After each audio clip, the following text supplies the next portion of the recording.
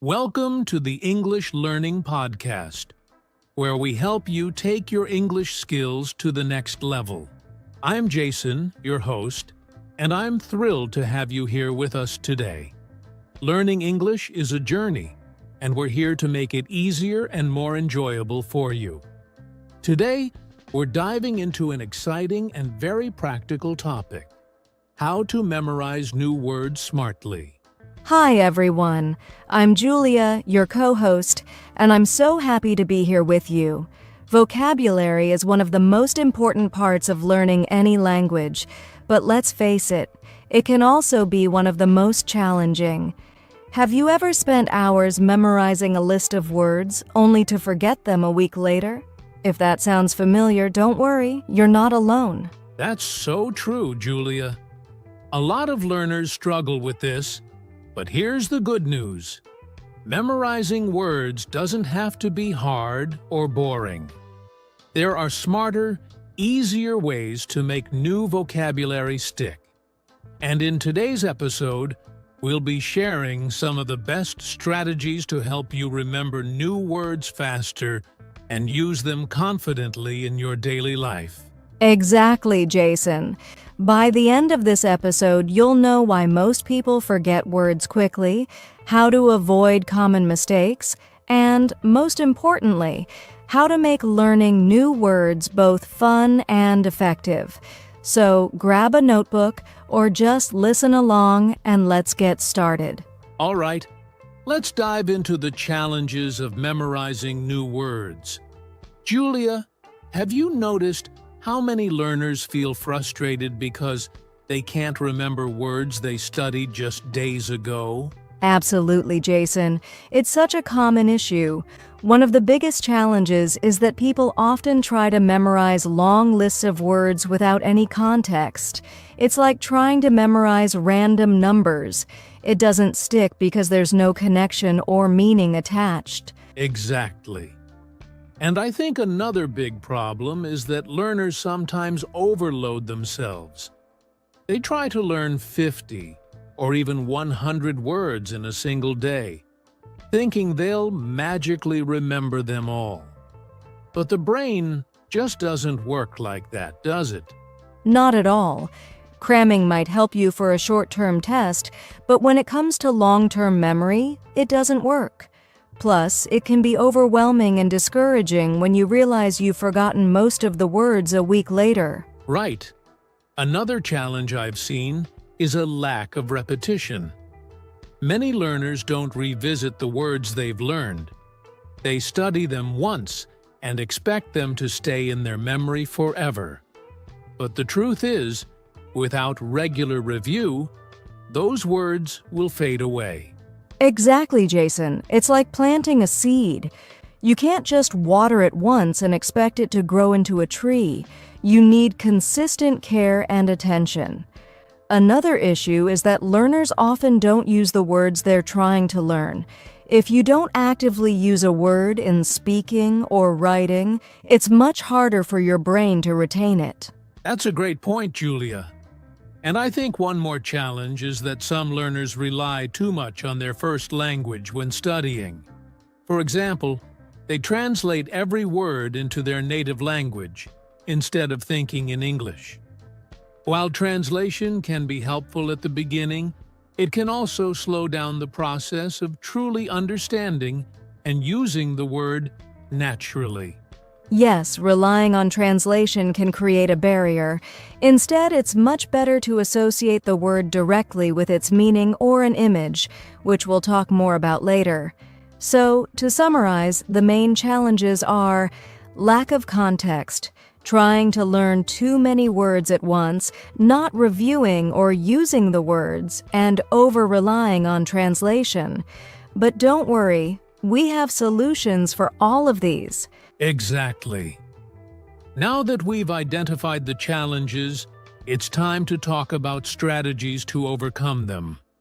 Let's explore how you can memorize new words, smartly, and make them part of your everyday English.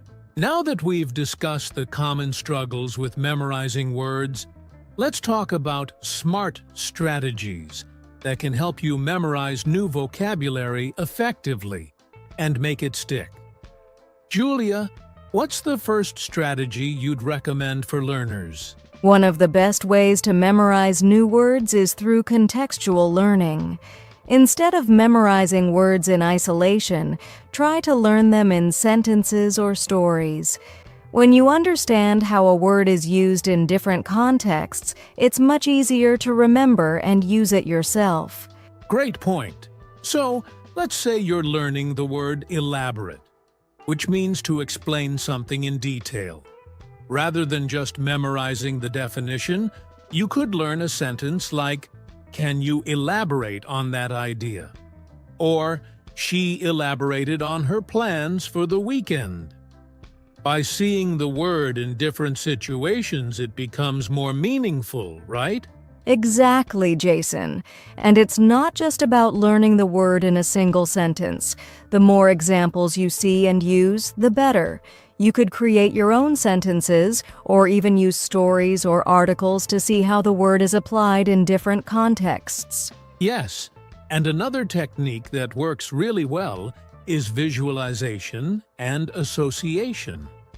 This is where you create a mental image that connects the new word to something familiar. For example, if you're learning the word mountain, you might picture a huge, snow-capped mountain in your mind. The image helps reinforce the meaning. Right, and sometimes using familiar objects or experiences to associate a word with can make it even more personal. Let's say you're learning the word smooth. You could think about the smooth surface of your phone screen or the feeling of silk. That personal connection helps you remember the word more effectively. That's a great tip, Julia. Visualization can make words feel real and tangible, which makes them easier to recall. Now, let's move on to one of the most powerful strategies: spaced repetition. Have you ever heard of this, Julia? Absolutely. Spaced repetition is based on the idea that you should review words at increasing intervals. So instead of studying a word every day for a week, you'd review it after a day, then 3 days, then a week, and so on. This method helps to keep the word fresh in your memory over a longer period. Right? And this technique is supported by a lot of research on memory. Our brains tend to forget things quickly unless we reinforce them. Using apps like Anki or Quizlet, which are designed to help with spaced repetition, can make this process much easier and more organized. And it doesn't have to be just flashcards. You can create your own spaced repetition schedule. For example, you could write down new words and review them every few days until they stick. This way, you're reinforcing your memory without cramming all at once. Exactly, Julia. And let's not forget about using the words in real-life situations. One of the best ways to really memorize a word is to actually use it in conversation or writing. Even if you don't have a partner to practice with, you can talk to yourself in English, describe things around you, or even write a short story using the words you've learned. Speaking of practicing alone, I highly recommend setting up a practice routine where you try to use the new words daily. For example, you could try to make at least one sentence with a new word every day. The more you use it, the more natural it will feel. Exactly. And remember, even if you make mistakes while using the word, it's part of the learning process. The key is consistency. Keep trying to use the word, and eventually, it will become a part of your active vocabulary. And don't forget, there's a fun way to reinforce new vocabulary through flashcards and gamification. You can turn your vocabulary practice into a game by using apps that allow you to test yourself, or even make your own flashcards with pictures or example sentences. This makes learning feel more like play, and we all know that makes it more enjoyable. Flashcards are great, especially if you make them with some creativity, maybe by adding a personal touch, like a funny drawing or a memorable sentence. The more fun and interactive you make it, the better. And for those who love visual aids, another way to help your memory is through mnemonics, a memory technique where you create a funny or memorable story to link the word to its meaning. For example, if you're learning the word gargantuan, meaning huge, you could imagine a giant gargoyle that's as big as a mountain. That's a fantastic example, Julia. Mnemonics work because they're often so absurd or funny that they stick in your mind more easily. It's a great tool for remembering tricky words. Finally, watching and listening to English content, like podcasts, movies, and songs, can also help you remember words. When you hear new words in context, it reinforces your memory. And because you're listening to them naturally, it's easier to remember them. Absolutely. So, to recap, the smartest ways to memorize words are through 1. Contextual learning, using words in sentences or stories. 2. Visualization and association, linking words to images or familiar things. 3. Spaced repetition, reviewing words at increasing intervals. 4. Using words daily in speaking or writing. 5. Flashcards and gamification, making learning fun. 6. Mnemonics, creating funny or memorable stories. 7. Watching and listening to English media, reinforcing words in context. These strategies can make learning vocabulary smarter, not harder. Remember, it's all about finding what works best for you and sticking with it. And trust me, the more consistent you are, the better your results will be. Now that we've covered some solid strategies to memorize words, let's talk about the fun side of learning vocabulary. Because, let's face it, learning English doesn't have to be boring, right? Absolutely, Jason. Making vocabulary learning fun is key to keeping yourself motivated and engaged. One of my favorite fun techniques is word association games. You can play a game where you think of a new word and try to associate it with as many different things as possible. Oh, I love that. For example, if the word is sparkling, you could associate it with things like fireworks, a shiny necklace, or even a cool glass of soda. The more connections you make, the easier it will be to remember the word. Exactly. And you can do this on your own, or even with a friend. It turns learning into a game. Another fun way to remember words is through storytelling. Create little stories using the new words you've learned. The sillier, the better. Totally. The more creative you get with your stories, the more likely you are to remember the words. For example, if you're learning the word enormous, you could make up a story about an enormous pizza that's so big, it needs its own zip code.